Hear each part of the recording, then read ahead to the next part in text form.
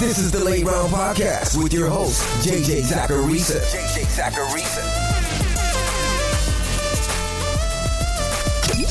What's up, everyone? It's JJ Zacharisa, and in this episode 994 of the Late Round Fantasy Football Podcast, sponsored by DraftKings. Thanks for tuning in. Football season is right around the corner, and there's no better way to lock in your fantasy dominance early than with Best Ball on DraftKings, where you draft once and ride your roster all season long. And right now, DraftKings is giving all customers a can't-miss offer. Draft one, get one. Enter a lineup in the $15 million Best Ball contest for just $20, and you'll score another Best Ball ticket to play free for a share of that $15 million. That gives you a second shot to win big. It's easy. Just draft your dream team once, no weekly management required, and let your top scorers automatically start each week. Across the whole season, every breakout star, every clutch play, every touchdown will count toward your quest for a share of that $15 million. As you know, I'm drafting over there and I'm documenting things with becoming a Best Ball bro. So you can use the information from that show to help you out as well. So download the DraftKings Daily Fantasy app now to draft your $20 Best Ball lineup to play for a share of $15 million and get a second ticket to play free for a share of that $15 million. That's two chances to win big without ever setting your lineup again. Draft one, get one, only on DraftKings. The crown is yours. Gambling problem? Call 1-800-GAMBLER. In New York, call 877-8-HOPE-NY or text HOPE-NY to 467-369. In Connecticut, help is available for problem gambling. Call 888-789-7777 or visit ccpg.org. 18 plus in most eligible states, but age varies by jurisdiction. Eligibility restrictions apply. Void where prohibited. One per customer. Enter the Best Ball $15 million headliner contest by 9/4/25 to get one bonus entry. $20 entry fee required. Reward expires in 30 days. See terms at DraftKings.com/NFL-best-ball. Sponsored by DK. It's a mailbag day. Let's get to these questions. The first question is from Patreon. It's from KJS. It says, just finished your episode on taking advantage of quarterback touchdown rates. Can the inverse of exceptional touchdown rates be applied to those who had poor touchdown rates last year? Aside from mobile quarterbacks, are there any candidates that jump out as prime bounce back targets, especially in a super flex format? Yes, the inverse can be applied. And I wish I would have focused on that more on that episode that I did earlier this week, because it's pretty fascinating after digging into it more. I'm just going to go over some data really quick that I think explains this really, really well. I looked at every quarterback ranked QB1 through QB18 by average draft position since 2014, and this ADP data is from fantasydata.com. I then only included players who played 8 or more games in a particular season in this analysis. And then I looked at all of those quarterbacks who played 8 or more games. I matched them with their previous season touchdown rate. So Peyton Manning in 2014, he was the QB1 by ADP. The previous season, he had a crazy 8.4% touchdown rate. Now, I didn't want to get players with skewed touchdown rates because they had low pass attempt numbers the previous season. So in order to qualify for a touchdown rate, the quarterback needed 200 or more pass attempts in that previous season. That led to 167 quarterbacks in total. 23 of those quarterbacks had touchdown rates below 4% the previous season. 103 of them had touchdown rates between 4% and 6%. That's not a surprise because that's where the majority of quarterbacks finish a season in touchdown rate. And then 41 of them had touchdown rates above 6% the previous year. Now keep in mind, there's a bigger number above 6% than below 4% here because we're looking at top 18 quarterbacks by ADP. If a quarterback had a poor touchdown rate the previous season, chances are the market's not going to draft him very high the next year. But that's 3 buckets. You get low touchdown rates, normal touchdown rates, and then high touchdown rates. Now get this, of the 23 players with low touchdown rates, 48% of them exceeded average draft position expectation in that following season, or the season that we're analyzing. But 35% of them scored 2 or more points above expected per game. And then 17% of them scored 4 or more points per game above expected. And again, this is based on average draft position expectation. Every draft position has some sort of expected point per game value based on history. And this is looking at their actual totals, their actual points per game versus that expected points per game. Now, if you go to the 4 to 6% touchdown rate bucket, the normal touchdown rate bucket, you get 53% of them exceeding expectation. But just 20% of them exceeded expectation by 2 or more points, and only 10% of them by 4 or more points. In other words, the players with low touchdown rates, sub 4% touchdown rates, they were exceeding expectation at a larger degree than the players with normal touchdown rates. Then we get to the high touchdown rate group, the guys in the previous season who had a touchdown rate of 6% or better. Of those players, just 34% of them exceeded ADP expectation. That's by far the lowest of the 3 groupings. And while they did match the normal touchdown rate group in exceeding 2 or more points per game, not a single quarterback from this group, not a single one who had a 6% touchdown rate or better the previous season, exceeded ADP expectation by 4 or more fantasy points per game. Now, a lot of this has to do with the fact that high touchdown rates one season lead to high average draft positions the next season. And when ADP is high, it's hard to far exceed that expectation. But that's also the freaking point. Touchdown rates regress, so the market isn't regressing that number quite enough.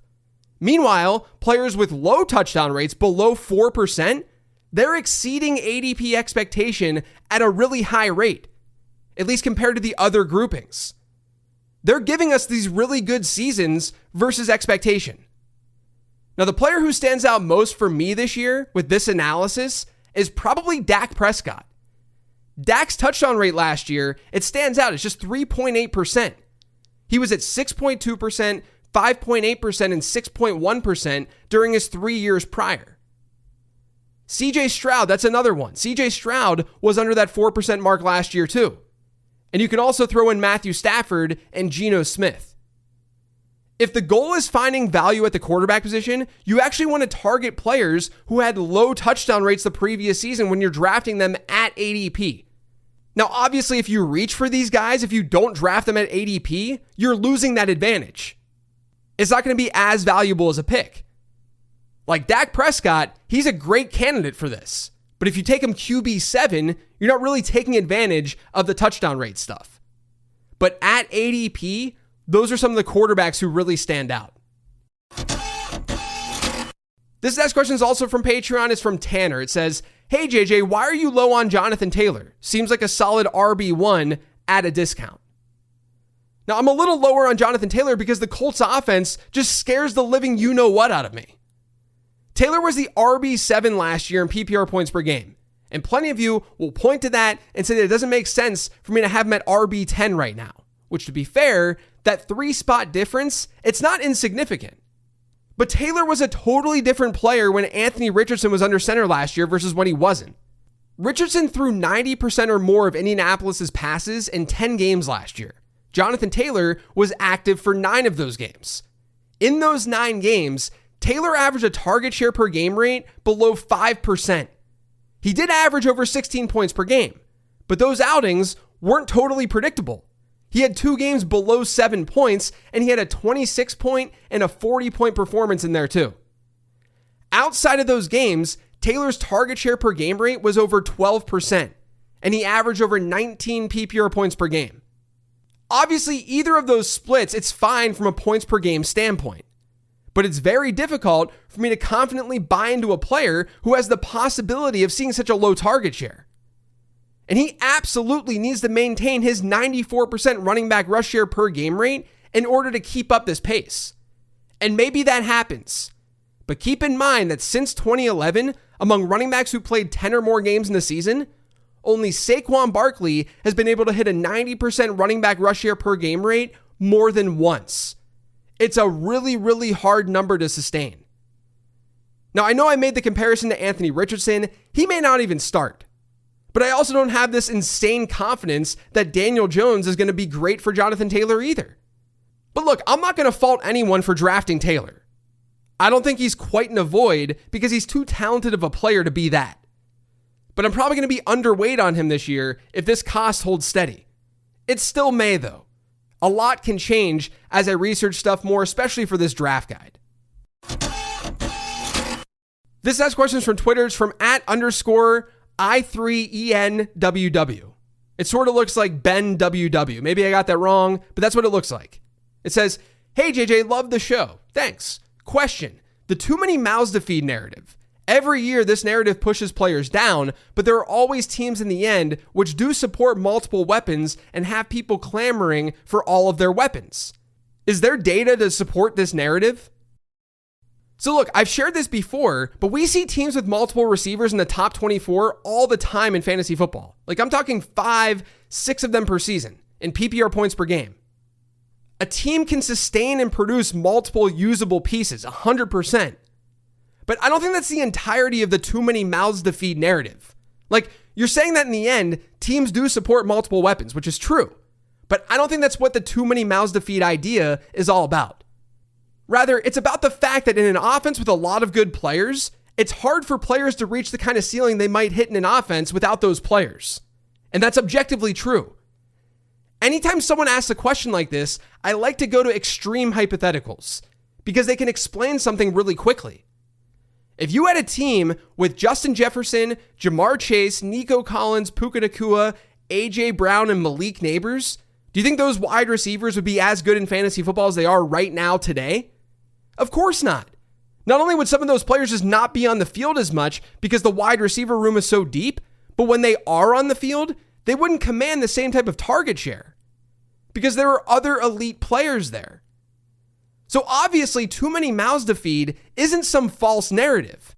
It's a very real thing, and you can see that with these extreme examples. But to me, the too many mouths to feed argument is more relevant for non-elite players. In a real environment, not a hypothetical one, elite players are going to see high target shares, no matter what. CeeDee Lamb in 99% of realistic environments, he's going to see a huge target share. But what about the next tier down? The guys in Chicago where there's more ambiguity, the players in Green Bay. The reason people say there are too many mouths to feed is because in those situations, especially one like Chicago, you've got a lot of above average weapons who we don't know if they're elite or not. So when other competition enters the picture, it's easier for those players to lose at least some target share because they're not the obvious center point in their offense. Could Rome Odunze be that dude for Chicago? Sure. You guys know that I've talked about his range of outcomes enough.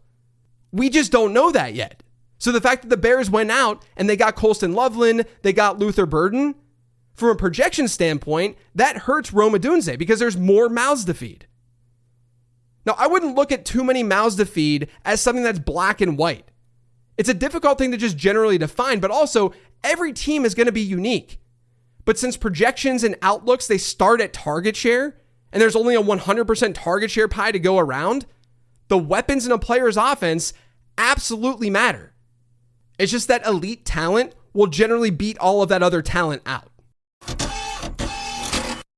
This next question is an email that says, "Hi JJ, I'm a longtime listener and a first-time buyer of the Prospect Guide. Love the show and the guide. Thank you so much. I wanted to discuss Terrence Ferguson a bit. It seems he's often grouped with or behind players like Mason Taylor, Elijah Arroyo, and Harold Fannin in most rankings and mocks. But the ZAP model places him alongside Loveland and Warren as an elite producer. I recognize that he's on the cusp of the elite producer threshold, but I'm curious about the metrics that are weighted more heavily in the ZAP model that led to the model liking him more than consensus. Could you also share your thoughts on why you believe these specific metrics correlate with a higher success rate? Thanks for tuning me in, Charlie." Yeah, so I talked about how the ZAP model really likes Terrence Ferguson. He's part of that elite producer category, like you said in the question, which is the same category as both Loveland and Warren. And some might be surprised that his ZAP score isn't like super far away from those two tight ends. But the reasoning here is really simple. The tight end model, it cares about athleticism. And because Loveland and Warren didn't give us a 40 time to calculate speed score, they're getting more generic numbers for their scores. The fact that they still have really strong ZAP scores tells us that they're really good prospects. But Ferguson was able to elevate his score because he gave us some testing numbers, and they were great testing numbers. Now, I mentioned this on Perspectives with Rich Dotson, and he was in agreement, but this tight end class, some of these secondary guys are just better values than the top end ones in rookie drafts this year. Like, I would rather get Ferguson in the third round than Warren and Loveland in round 1 in rookie drafts. And don't get me wrong, I really, really like Colston Loveland and Tyler Warren as prospects. But Ferguson's the tight end 3 in this class, and like I said, his score isn't so far away from those 2 other guys. This is more the fact that I love Terrence Ferguson than I don't like those other 2 tight ends. But this really comes down to the fact that Ferguson tested, and athleticism matters a lot at tight end, especially versus running back and wide receiver from a fantasy points perspective. And this may not seem fair. Like, it's almost like Warren and Loveland are being punished for not testing. But number 1, I can only work with the data that I'm given. I can't just make things up. But number 2, draft capital is still grounding things here. It's still placing those first round tight ends above Terrence Ferguson. But I will say, one of my big projects next offseason is going to be working on that tight end model. It's a tough position to really nail down. This next question is from Twitter, is from @ConnorHelly. It says, does this Bears offense have more downside than people were taking into account? Ben Johnson is a rookie head coach, Caleb was bad last year, and 3 out of 4 of their pass catchers are unproven. Yet the only thing anyone talks about is the upside. I see a very wide range of outcomes here. Could be elite, could be trash. 100% yes. There's a very real outcome here where the Bears are hugely disappointing. We have to be cognizant of that. But there's also a very real outcome here where the Bears offense is awesome. And we have to be cognizant of that too. But in situations like this, you have to see how the market is reacting to this kind of thing. What's going on in fantasy drafts? And what's going on in fantasy drafts or even expert rankings is that the Bears are still not being valued like this is the expectation. Right now on Fantasy Pros, Caleb Williams is QB 13. He goes around that spot in DraftKings best ball drafts too. DJ Moore is the wide receiver 20 on Fantasy Pros, Rome Odunze the wide receiver 37, Luther Burden wide receiver 53. And those are also pretty comparable to what you see on DK. DeAndre Swift is really affordable. Roschon Johnson is basically free right now. And Colston Loveland and Cole Kmet, they're not being drafted as sure things at tight end.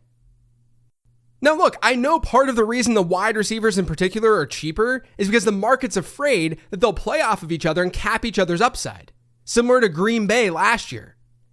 But number 1, ambiguous wide receiver situations are typically good, not bad. That's how you extract value. Number 2, they're still pretty cheap. A year 2 wide receiver in redraft who was a top 10 pick just a year ago is sitting in wide receiver 4 territory in an up-and-coming offense? You guys know I could go either way with Rome Odunze in Dynasty, but in redraft, I'll take that on all day long. It just doesn't matter that much to my fantasy team if he doesn't work out. And then obviously it's the same deal with Luther Burden. I don't care that much about median outcomes in fantasy football when I get into like round 4, round 5 of my drafts.